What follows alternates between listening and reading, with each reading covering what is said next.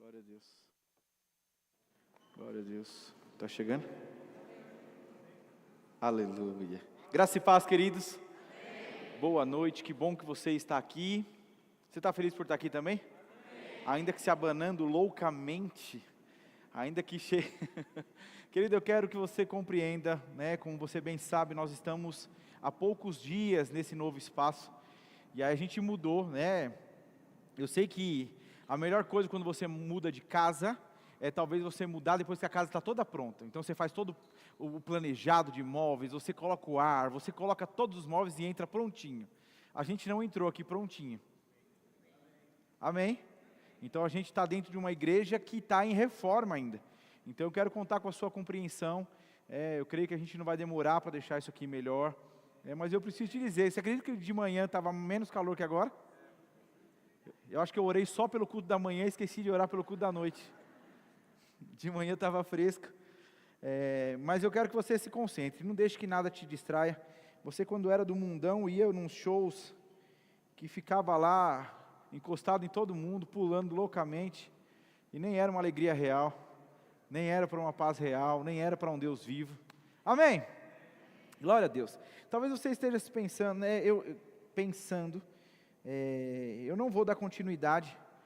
Eu preguei, para quem não sabe, eu ministrei sobre fé, parte 1, parte 2, parte 3, e hoje não vai ser a parte 4.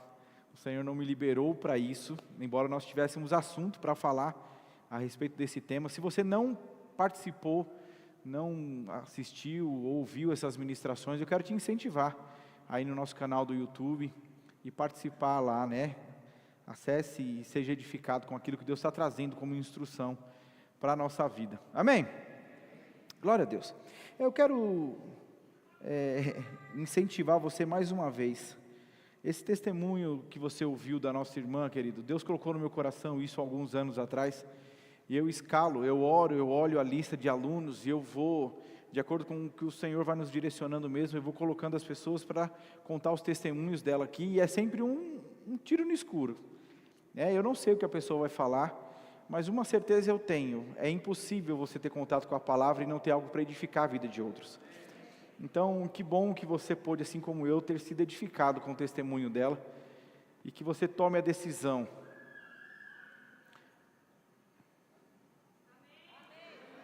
Que você tome a decisão por mergulhar mais em Deus e entender que nele existe algo sobrenatural, maravilhoso, extraordinário a ser vivido. Amém? Glória a Deus. Querido, a Bíblia diz deixa eu ler para você, só um minutinho. Eu vou ler na versão NVT, nova versão transformadora. A Bíblia diz assim, em 2 Timóteo, capítulo 2, a partir do verso número 1, diz assim: em primeiro lugar, recomendo que sejam feitas petições, orações, intercessões e ações de graças em favor de todos, em favor dos reis e de todos que exercem autoridade, para que tenham uma vida pacífica e tranquila, caracterizada por devoção e dignidade. A gente não tem a NVT? Tem? Tem, ok. Isso é bom e agrada a Deus. Só um minutinho que eu quero que vocês acompanhem. 2 Timóteo capítulo 2, verso de número... Vamos desde o 1 de novo, todo mundo acompanhando. 1 Timóteo 2, 1. 1 Timóteo 2, 1. Ali tem que ter um 1 no lugar do 2 ali, ó. Aí quando tiver um 1, ele que é de 1 Timóteo. É importante que quem esteja na projeção seja alguém que leia a Bíblia também. Que saiba que as cartas de Paulo a Timóteo... Estou brincando, Alenzinha. Vamos lá? Em primeiro lugar, eu estou lendo novamente. Em primeiro lugar, recomendo que sejam feitas petições, orações, intercessões e ações de graça em favor de todos, em favor dos reis e de todos que exercem autoridade, para que tenhamos uma vida pacífica e tranquila, caracterizada por devoção e dignidade. Isso é bom e agrada a Deus, nosso Salvador, cujo desejo é que todos sejam salvos e conheçam a verdade. O 4 de novo, cujo desejo é que todos sejam salvos e conheçam a verdade. Vamos ler junto esse versículo, pode ser? No 3, 1, 2, 3.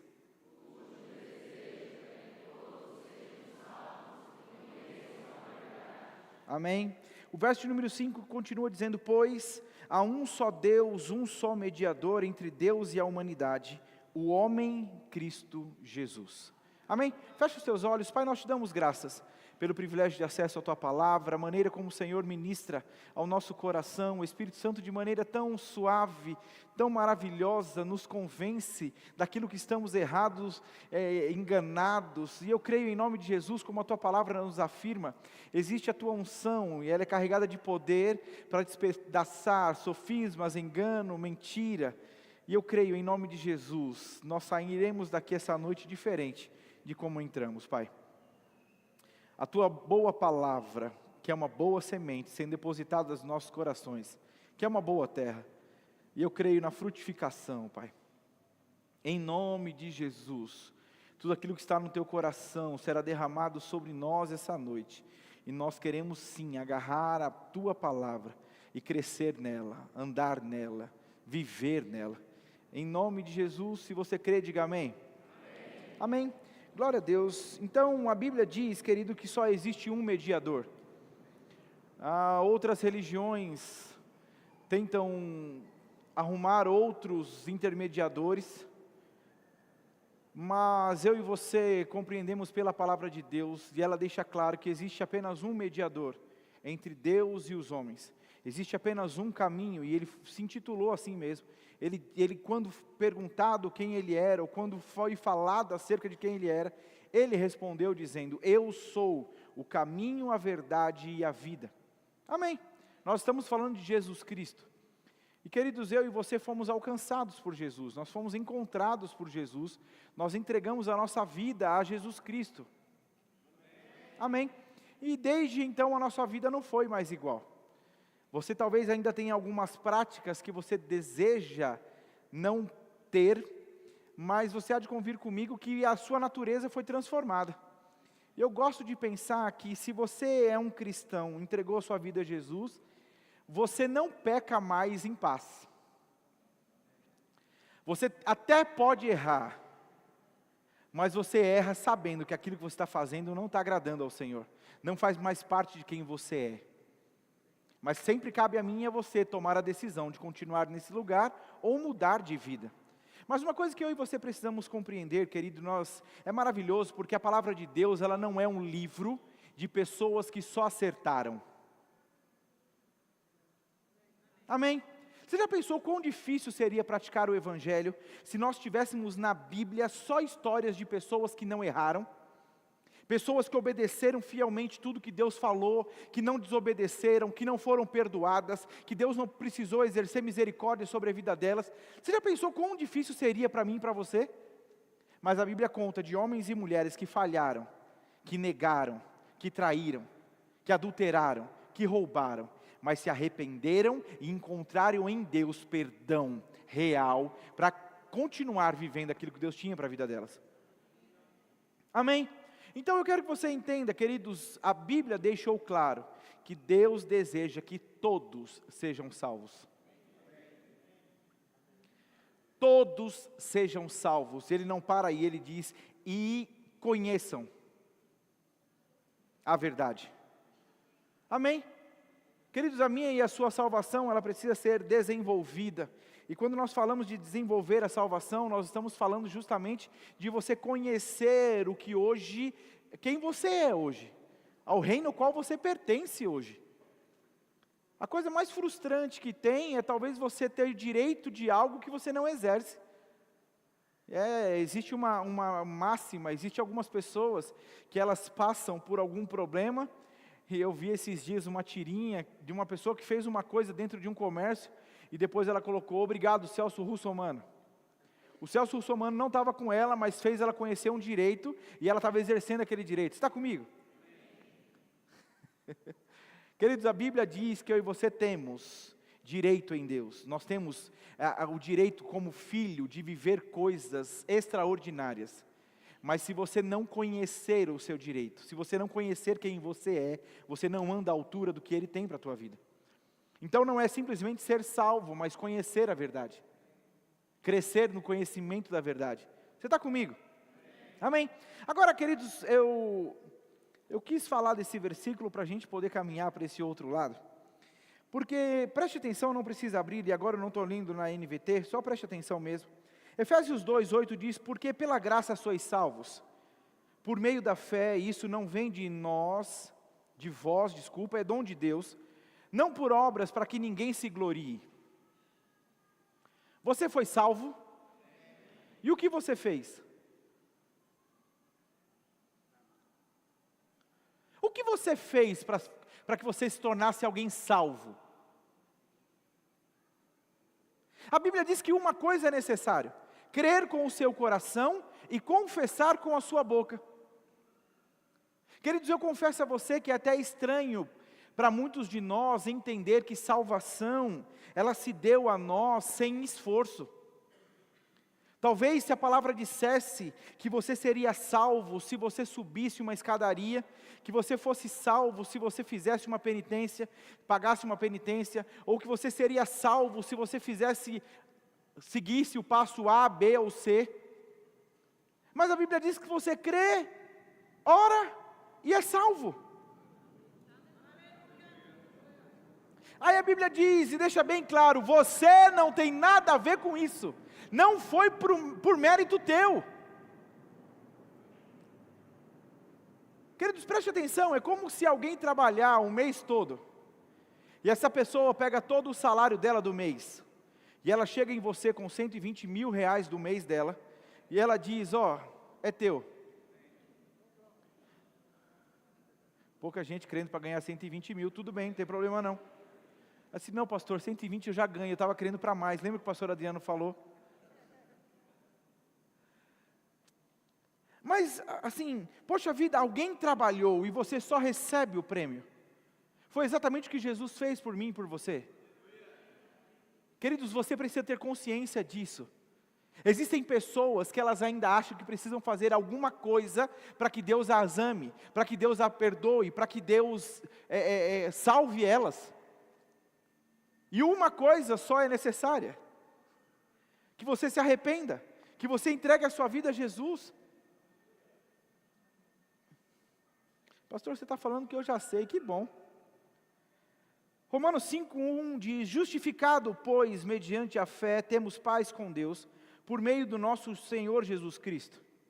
2 Coríntios 5:21, aquele que não conheceu o pecado, Deus o fez pecado por nós, para que nele fôssemos feitos justiça de Deus.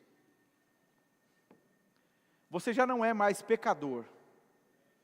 E aqui talvez eu não vou ter tempo para entrar em uma aula, mas é uma das aulas do Rema. Você não é mais pecador. Uma vez que você entregou a sua vida a Jesus, você é filho de Deus, justiça de Deus. O sangue de Jesus te purificou, te tornou justo.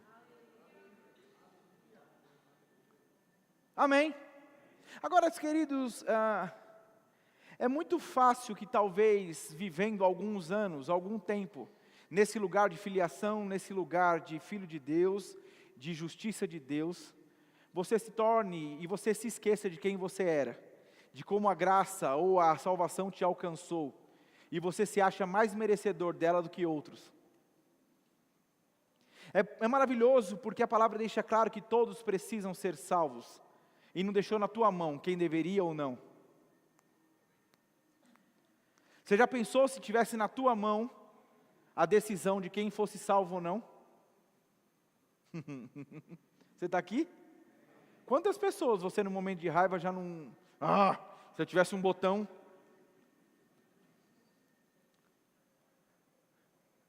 Então salvação não é você quem traz, mas preste atenção. Porque ao mesmo tempo que Deus não colocou na tua mão o poder da salvação, ela deu a você uma tarefa que inclui isso, que está totalmente ligada a isso. Então eu creio que é para onde o Senhor quer nos levar, nos conduzir. Nós falamos muito a respeito de fé nos primeiros cultos, querido, e eu quero de verdade que você tenha como meta ser alguém melhor em Deus.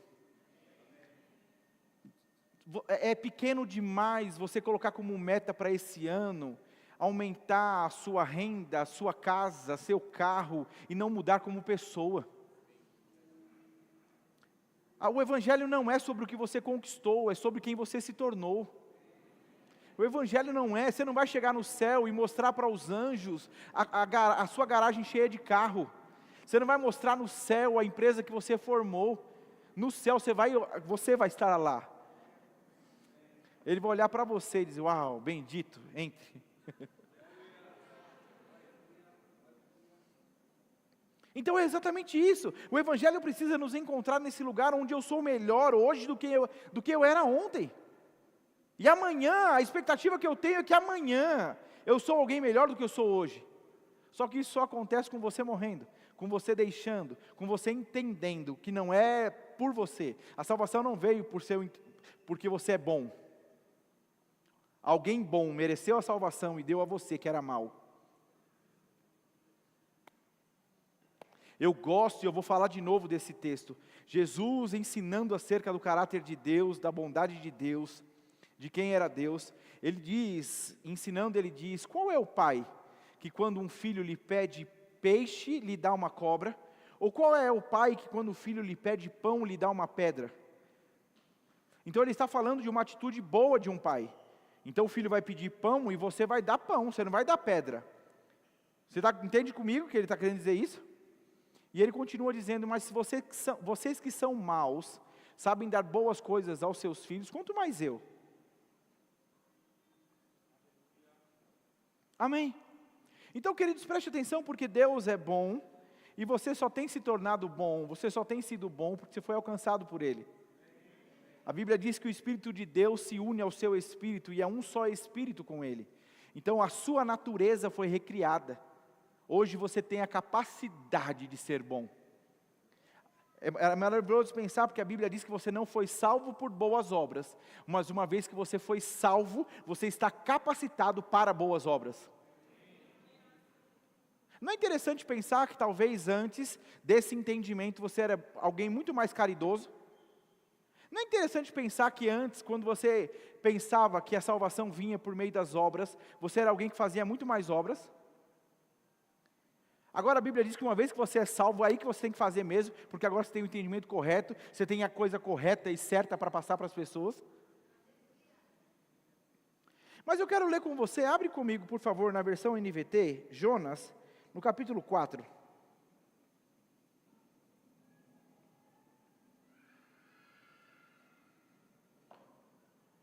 Você consegue identificar o seu filho gritando lá? Não? Nós abrimos as portas, queridos, por conta do calor. Biblicamente a gente vê Jesus parando o vento e a gente não vê nenhum que ele pede para ventar, né? Quem foi que orou para parar o vento? Estava ventando aqui, estava bom, estava... Eu estou brincando. Diz assim, quantos de vocês conhecem a história de Jonas? Deixa eu refrescar a sua memória. Jonas era um homem de Deus, e então Deus, que tinha comunhão com Jonas, chega para ele e diz, Jonas, eu não estou me agradando do que está acontecendo em Nínive. A maldade tomou conta de Nínive, o povo está perverso, o povo está mal, as coisas não vão bem lá. Eu vou destruir Nínive. Estão comigo? Então a conversa foi daí. E então Deus chega para Jonas e diz, Jonas, mas vamos fazer o seguinte, vai você para Nínive e prega arrependimento para o povo. A Bíblia diz que quando Jonas escuta isso, ele vai até o porto e ele compra uma passagem para Tarsis. Quantos sabem que Tarsis e Nínive são lugares diferentes? Então Deus diz, vai para Nínive, e Jonas diz, tá bom, e vai para Tarsis. E aí, se você estudar, são 4 capítulos, eu não vou ler todo o livro, mas a Bíblia diz que Jonas vai para o barco, ele está dormindo no barco,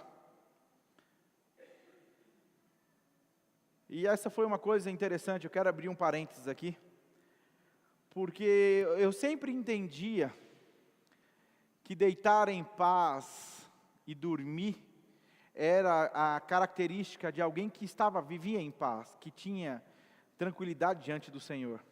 Até o dia que o Senhor me lembrou de Jonas. Jonas era alguém que estava desobedecendo ao Senhor, estava indo para o lugar errado, mas estava dormindo no barco. E então Deus me diz que existem pessoas que dormem, pensando que estão corretas diante de Deus, mas estão cauterizadas.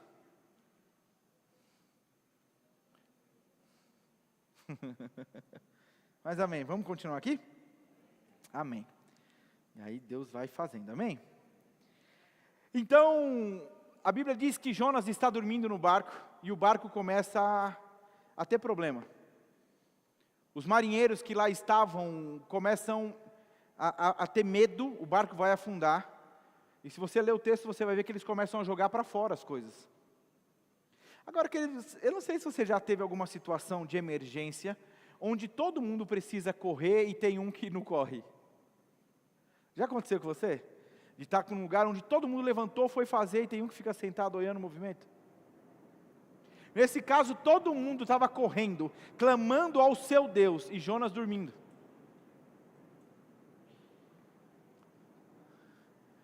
Os marinheiros acordam Jonas e dizem: cara, clama ao seu Deus. Jonas diz: eu nem preciso.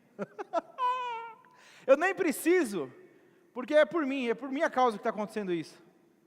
Aí os marinheiros, super cheios de compaixão, dizem: então tá bom. Jonas, se o problema é você, tchau, sai do barco. Jogaram ele no mar, e a Bíblia diz que na hora o mar se acalma. Então vem a história do peixe, do grande peixe que engole Jonas, e ele fica ali por 3 dias. Isso tipifica também Cristo, não vamos entrar nisso. Mas a Bíblia diz que depois ele é cuspido para fora desse peixe. Aonde? Em Nínive. E aí, queridos, a Bíblia diz que então ele chega em Nínive, e ele começa a andar pela cidade, gritando por arrependimento. Ele diz: arrependam-se, porque o fim está chegando. A Bíblia diz que o povo ouve aquilo, o rei ouve aquilo, o governador ouve aquilo, todos ouvem aquilo. Conclama-se então perdão, arrependimento. Todos usam roupa de saco, todos se arrependem. E então nós vamos para o capítulo 4, na versão NVT. A partir do verso de número 1 diz assim: isso tudo deixou Jonas aborrecido e muito irado. Então orou ao Senhor: antes de eu sair de casa, não foi isso que eu disse que tu farias, ó Senhor? Por esse motivo eu fugi para Tarsis.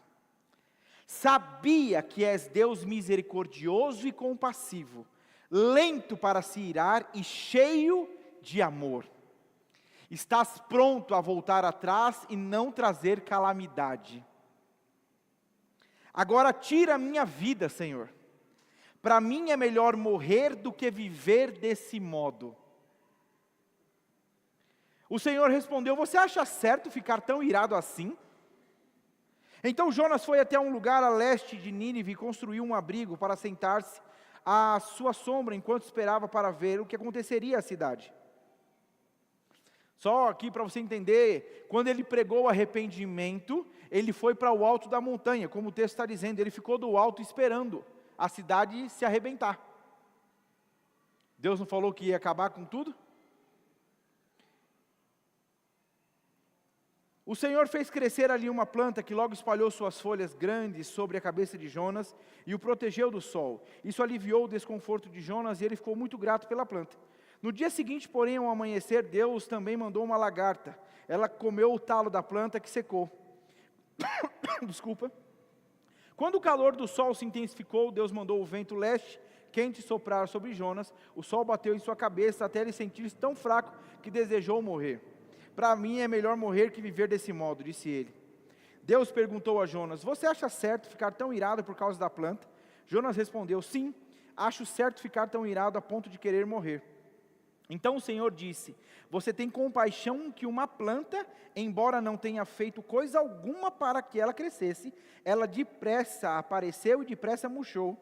Nínive, porém, tem mais de 120 mil pessoas que não sabem decidir entre o certo e o errado, sem falar de muitos animais. Acaso não devo ter eu compaixão dessa grande cidade? E acabou o texto.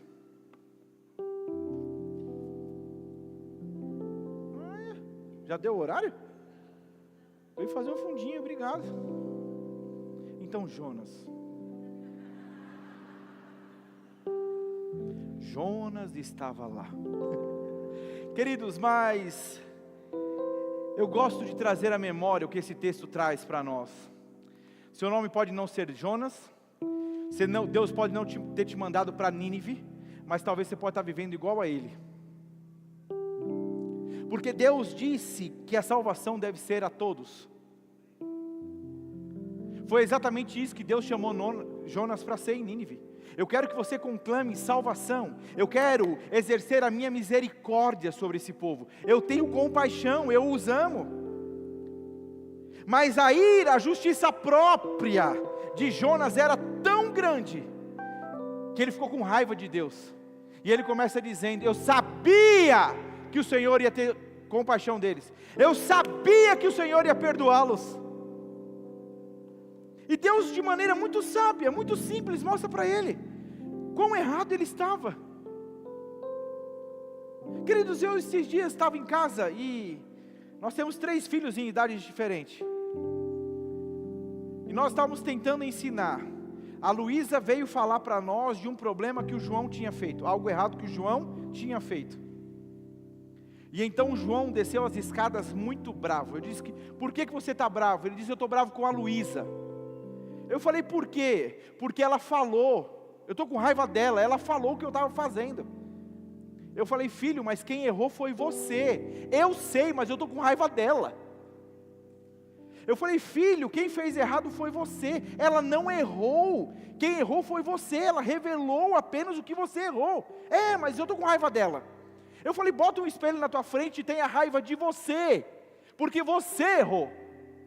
Ele disse: eu estou com raiva dela.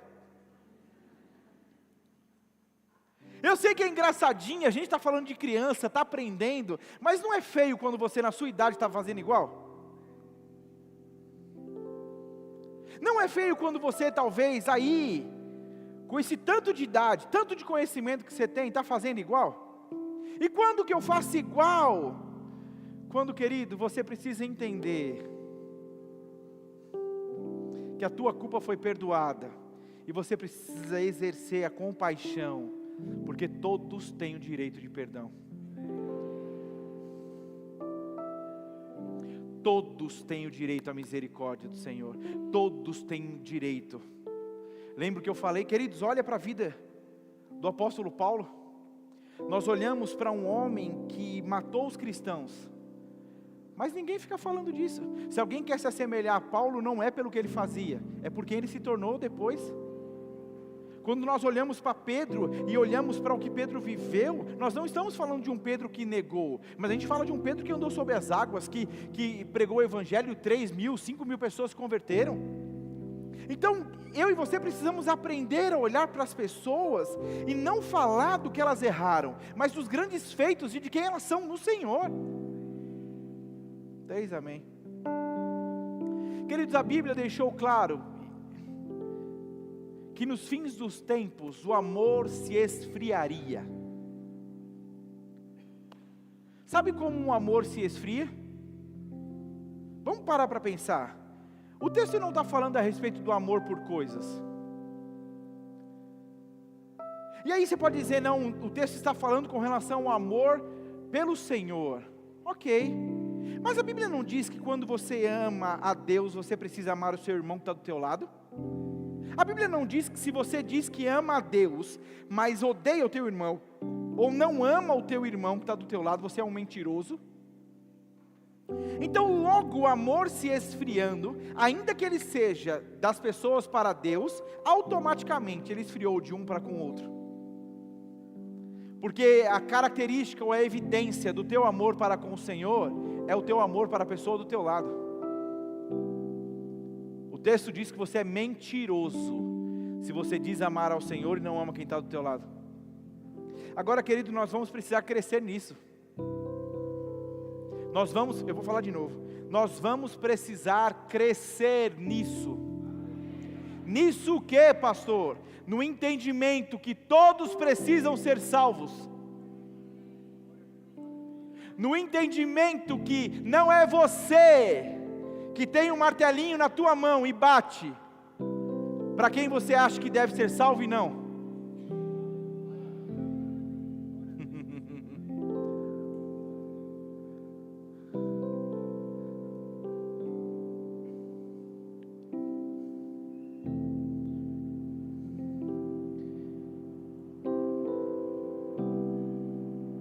Queridos,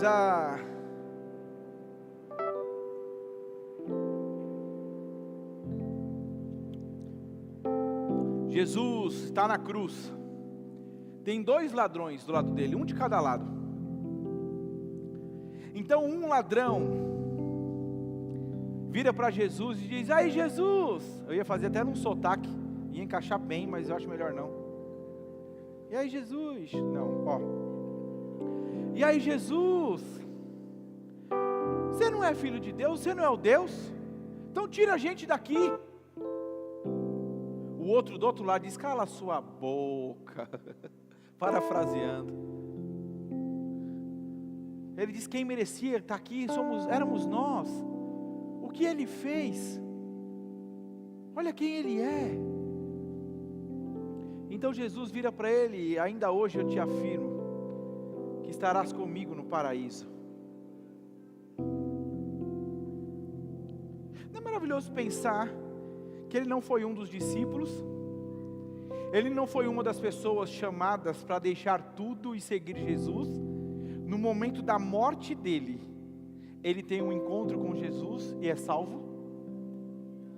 Ei, era um ladrão, pastor, ele nem pagou a pena, pagou porque morreu.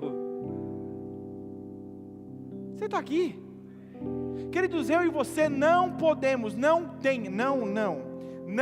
caia nesse erro, não caia nesse engodo de Satanás, não caia nessa cilada, onde você com um olhar longe da misericórdia, olha para alguém e diz: esse não tem salvação, esse não merece ser salvo.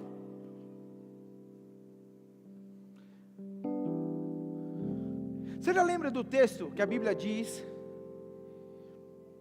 a respeito de um saco onde você coloca uma medida sacudida, recalcada e transbordante? Você lembra disso? Sabe o que é isso? É de repente você pegar um saco e ter ali, e aí você bate ele para poder assentar melhor as coisas, você coloca, você sacode, você dá um jeito de comprimir, porque você quer pôr mais e mais e mais. Sabe o que é isso? É com relação à maneira que você julga as pessoas.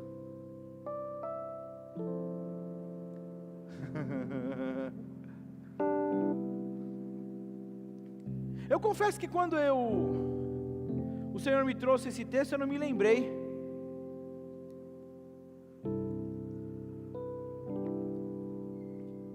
Mas eu estou lembrando aqui. Você consegue entender como de alguma forma o Senhor está nos vacinando? Esse ano é ano de eleição. Uau! Pastor, não me lembra disso. Esses dias conversando com uma pessoa, ela estava usando uma cor, foi num tom de brincadeira, mas eu quero que você entenda como a coisa pode ser sutil. Ela estava usando uma cor e então ela disse: tinha que mudar essa cor, não podia ser essa cor. E então eu disse: por que você está falando isso da cor? Essa cor não é muito mais antiga do que isso que estão falando agora? Por que não se apegar ao que ela era antigamente e se apegar agora à cor por causa do que ela é agora? Eu não sei se você está entendendo. Eu não quis falar o nome da cor nem nada, mas assim, eu quero que você entenda. Ei, tudo que o diabo quer fazer é nos dividir.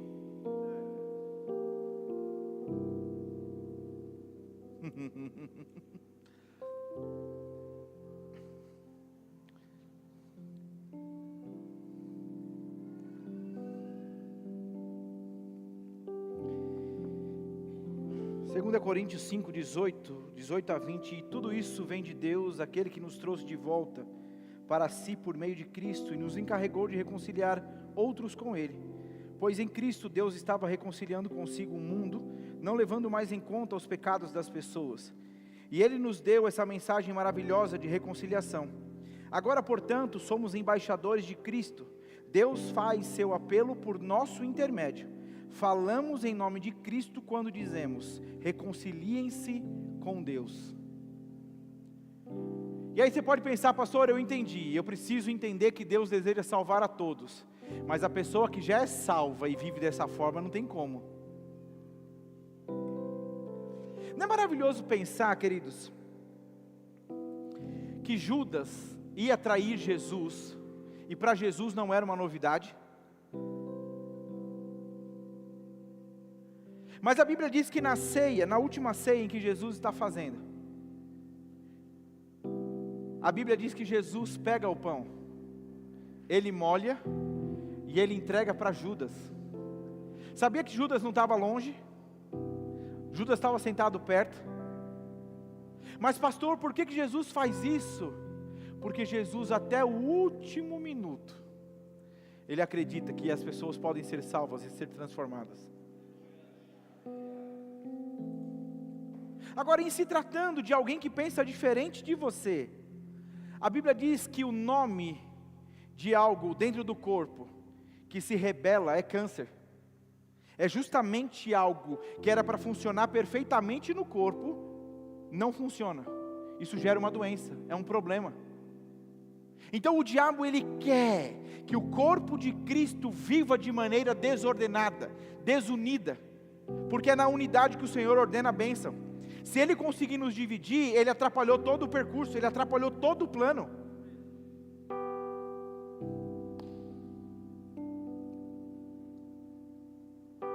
Você está aqui?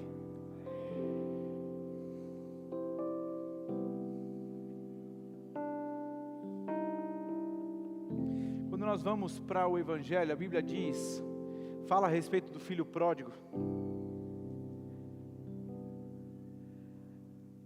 E a Bíblia diz que eram 2 filhos, um perde a herança, sai, vai comer com porcos, ele vive mal, gasta tudo, e quando ele volta, o pai faz uma festa. A Bíblia diz que o filho mais velho fica bravo com o pai. Ele diz: pai, eu não estou entendendo. Esse filho foi e fez tudo o que fez. Meu irmão fez tudo o que fez. Eu estou com você aqui o tempo todo.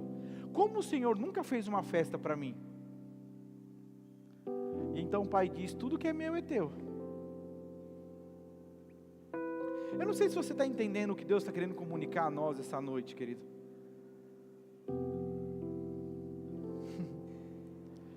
Mas o Evangelho é esse lugar mesmo de desconforto, porque é no confronto que você é transformado. Lembra do jovem rico? Enquanto tudo que ele falava estava dando ok, ele estava se sentindo o cara.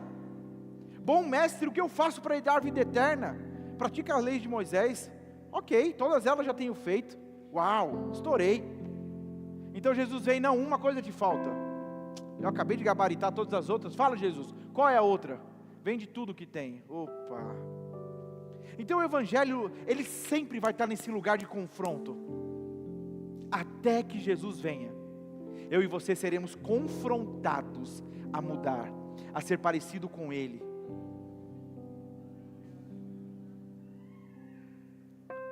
Então, queridos, não é você que vai dizer quem merece ou não merece o teu amor. Você merecia o amor de Deus? Mas Ele te amou. Eu gosto do que João diz, ele diz: um novo mandamento vos dou. Você sabia que o novo é mais atual que o velho? Oh, que revelação! O texto dizia: ame ao Senhor, ama ao teu próximo, ame ao teu próximo como a ti mesmo. Não é assim? Então você poderia estar numa fase onde você não está se amando muito, e você diz: quer saber, não estou nem me amando. Aí João vem e diz: opa, peraí, um novo mandamento vos dou, ame ao teu próximo como eu vos amei. Você consegue entender como a régua aumenta? Está aqui, o padrão aumenta. Então a referência de amor que eu e você temos que ter para com os outros, não é o amor que você tem por você, é o amor que Ele teve por você. A régua é essa, o parâmetro é esse, a maneira como Ele me amou, eu devo amar. Aí deixa eu dar uma dica para você maravilhosa, porque nós falamos por 3 cultos a respeito de fé, mas sabe o que a Bíblia diz sobre o amor ligado à fé? Ela diz que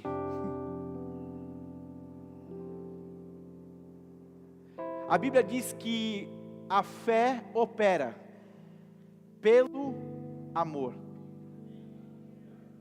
Então não adianta, preste atenção, não adianta você estar cheio da palavra, você confessar a palavra, se você não está amando. Queridos, isso é tão sério, e para mim isso caiu tão seriamente no meu coração, quando eu li o texto. Preste atenção, a Bíblia diz em 1 Coríntios, no capítulo 13, falando a respeito do amor, ela diz assim: ainda que eu pegue todos os meus bens, e dê aos pobres, se eu não tiver amor, de nada valeria. Sabe o que ela está dizendo? Olha só que coisa, não foi exatamente o que Jesus disse para o jovem rico? Vende tudo e dá aos pobres. O texto lá de Paulo está dizendo, ainda que você dê tudo, se não tiver amor, de nada vale. Isso mostra para mim que é possível que eu dê tudo e não tenha amor envolvido. Você pode fazer por vingança, você pode fazer por soberba, você pode fazer por qualquer outro sentimento, e não por amor. Vamos precisar crescer nisso, querido. Vamos precisar crescer nisso. Nós vamos precisar crescer nisso. Nós temos orado para que pessoas se acheguem a esse lugar.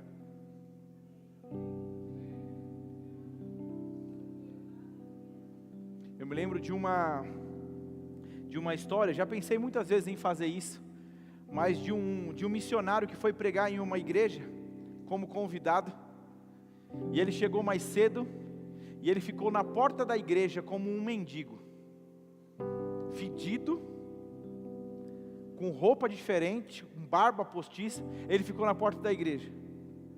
O pastor sabia, só o pastor sabia. E então quando chamaram ele para ministrar, ele sai lá da porta e ele vem pregar.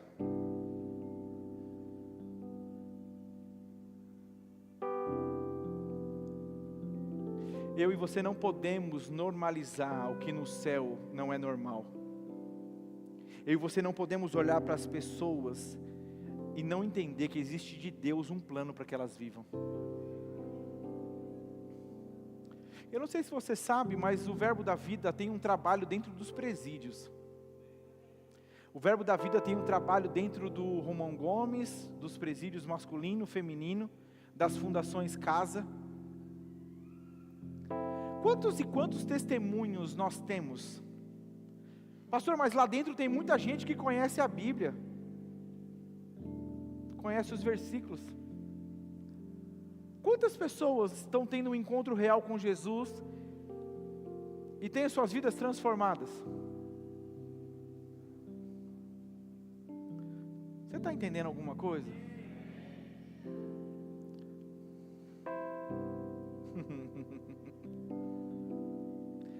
O diabo não pode. Eu me lembro quando meu pai falou isso para mim. Ele falou: Lucas, nós não podemos lutar contra o diabo. E aí eu quero que você entenda o lutar contra o diabo com as mesmas armas que ele. Nós não sabemos mais utilizar as armas do diabo. E aquilo caiu no meu coração, eu fico pensando sobre isso. Querido, uma vez que você tem a sua natureza transformada, a Bíblia diz que aquilo que você faz não é contra, a nossa luta não é contra a carne ou sangue. A Bíblia diz que existe uma batalha que foi vencida. Jesus Cristo te chama de mais que vencedor. Mas existe essa batalha que talvez você exerça na tua mente, colocando a tua carne no lugar dela. Você está aqui? Então é necessário mesmo compreender que aquilo que eu vou viver não é mais caminhando com as armas que eu tinha antes. A Bíblia diz que uma vez que agora você é de Jesus Cristo, você precisa se despojar do velho homem e se revestir do novo homem. Então existe uma nova forma de viver, uma nova maneira de viver. Se antes você era assim, queridos, eu acho maravilhosa a maneira, eu esqueci o nome dele agora, que quando teve encontro com Jesus, devolveu 4 vezes o imposto. Qual é o nome? Zaqueu? Pronto, Zaqueu. É que eu fiquei pensando, subiu na árvore, eu fiz toda uma lambança aqui na minha cabeça. Mas quem foi que falou para Zaqueu? Coletor de impostos. Quem foi que falou para ele que ele agora precisaria devolver aquilo que ele roubou? Você viu na sua Bíblia? Quem foi que disse para ele? Oi, você está aqui? Pastor, é que eu aprendi no programa que quando você está com calor tem que poupar esforços. Então eu estou conservando energia, eu falo pouco. Não teve ninguém. A Bíblia diz que Zaqueu tem um encontro com Jesus, e ele, porque foi transformado, ele diz: o que eu roubei, eu vou devolver. A gente tem um monte de gente que se converteu, e agora pensa que aquilo que foi fruto do errado, deve ser a alegria da vida dele com Cristo Jesus.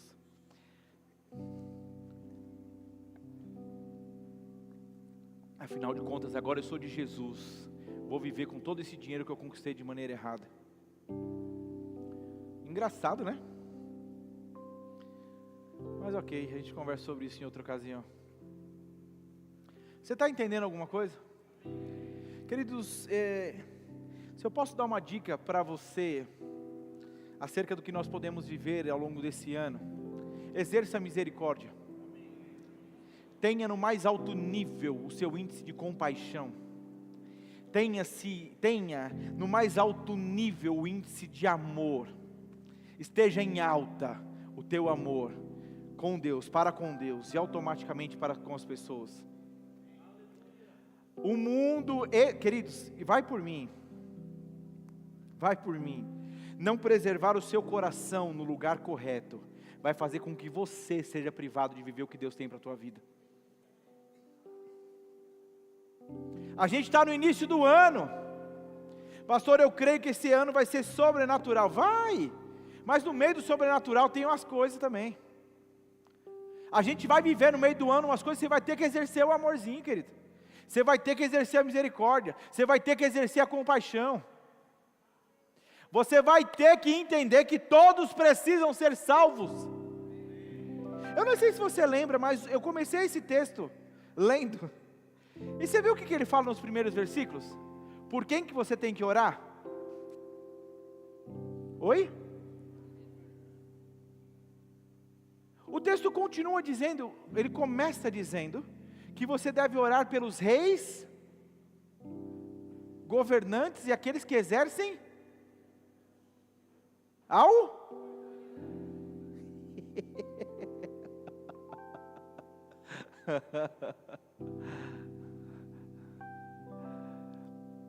Sabe por que o discurso de Jesus era duro?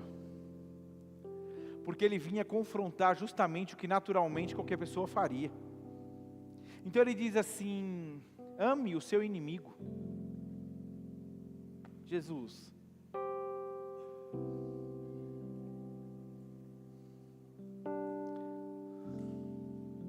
Eu não sei, será que a gente vai precisar de uma série? Vamos ministrar o 2 e o 3 disso? Aleluia. Se fosse fé, todo mundo estava. Mandaram no meu direct: pastor, vai na 4, 5 e 6. Está muito bom a gente ouvir sobre fé. Aí eu digo para você que nada de fé funciona se não tiver o amor.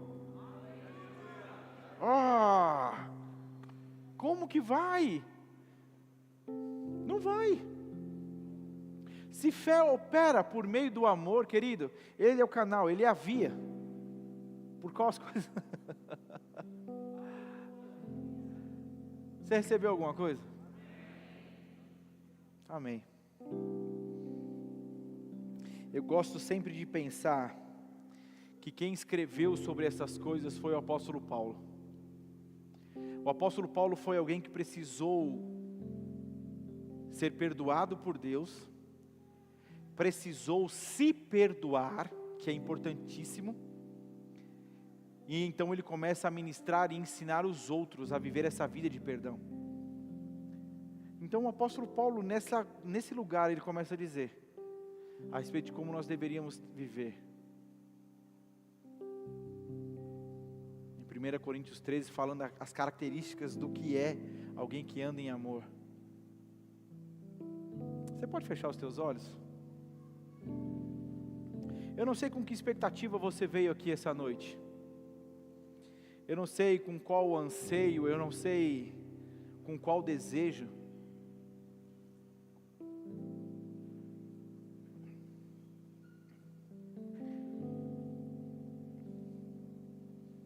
Mas eu não queria que você saísse daqui com a ideia de que aquilo que Deus queria derramar sobre você não foi feito.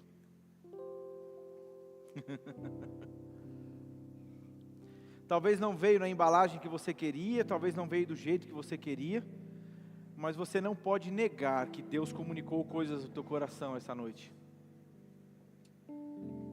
Pai, eu te dou graças pelos olhos do entendimento sendo abertos, iluminados. Nós não somos detentores da salvação, nós não somos o dono da verdade, mas o Senhor deu a nós a tarefa de transmitir a verdade, de transmitir a salvação. Que nós não sejamos como Jonas, onde iremos selecionar aqueles que devem ser condenados e aqueles que devem ser salvos. Que nós não venhamos a amar mais os bichos do que as pessoas, mais as coisas do que as pessoas. Que nós possamos estar nesse lugar, onde nós amamos o que o Senhor ama, onde nós nos importamos com o que é importante para o Senhor, onde nós investimos no que o Senhor quer que seja investido. Eu te dou graças, Pai, pelas pessoas que serão salvas por intermédio dessas que estão aqui. Eu oro pela oportunidade mesmo, das pessoas de apregoar o Teu Evangelho, falar do Senhor, pregar arrependimento. Eu te dou graças, Pai, pelo privilégio do Teu Espírito, o Espírito da verdade nos guiar a toda a verdade, nos conduzindo de maneira clara a cada lugar onde o Teu Espírito, o Teu poder deseja ser revelado, a Tua palavra deseja ser transmitida. Eu sei que enquanto eu falo e falava, o Teu Espírito foi lembrando de pessoas e situações em que nós precisamos melhorar, em que nós precisamos ajustar. E eu te dou graças, Pai, porque não vai faltar força para que isso seja real, não vai faltar ânimo, vigor, não vai faltar empenho, nem motivação por parte do Teu Espírito, para que possamos andar à altura daquilo que o Senhor tem confiado a nós. Obrigado pelo privilégio, Pai, de acesso à Tua palavra. Que nós não sejamos encontrados nesse mesmo lugar, mas que sejamos, Pai, praticantes daquilo que temos ouvido. Em nome de Jesus, que o nosso sentimento, que a nossa justiça própria, ela caia por terra. Que nós não sejamos vingativos, vingadores, ou que nós não sejamos pessoas que com as próprias mãos exerçam aquilo que o Senhor nos chamou para fazer. Eu te dou graças, Pai, em nome de Jesus. Eu quero que você continue com seus olhos fechados. Se você entrou aqui essa noite e nunca entregou a sua vida a Jesus, essa misericórdia que eu falei, esse arrependimento que eu falei, tem tudo a ver com a vida que nós vivíamos antes de Jesus Cristo. Então, se você entrou aqui essa noite e você nunca entregou a sua vida a Jesus, como eu disse lá atrás, salvação vem por intermédio de Jesus Cristo. Então tudo que você precisa fazer é crer com o seu coração e confessar com a sua boca. Se você entrou aqui essa noite e você nunca fez essa oração, você deseja, acende a luz do fundo para mim, por favor. Fique com seus olhos fechados. Mas se você deseja entregar a sua vida a Jesus, eu quero que você levante a sua mão direita, eu quero orar com você. Eu estou vendo a sua mão. Existe mais alguém? Existe mais alguém? Não perca a oportunidade de ser salvo por Jesus. Eu quero que todos fiquem de pé. Você que levantou a mão, vem aqui na frente, eu quero orar com você.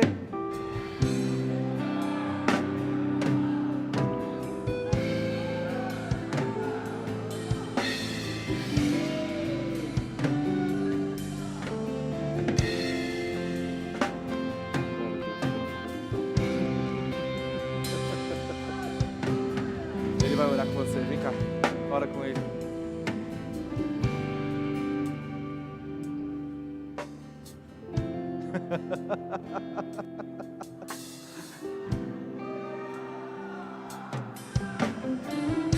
Existe mais alguém? Você entrou neste lugar e nunca fez essa oração? Tem? Está aqui. Glória a Deus. Glória a Deus. Glória a Deus. Existe mais alguém? Viu quem é?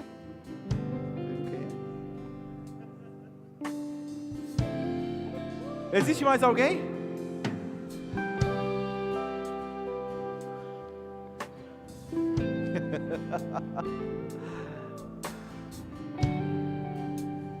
Que bom que pelo menos o céu faz festa, né? Não. Se dependesse da nossa festa aqui, ixi, não sei se ele está entrando no bom lugar não. Mas como a Bíblia diz que o céu faz festa, ufa.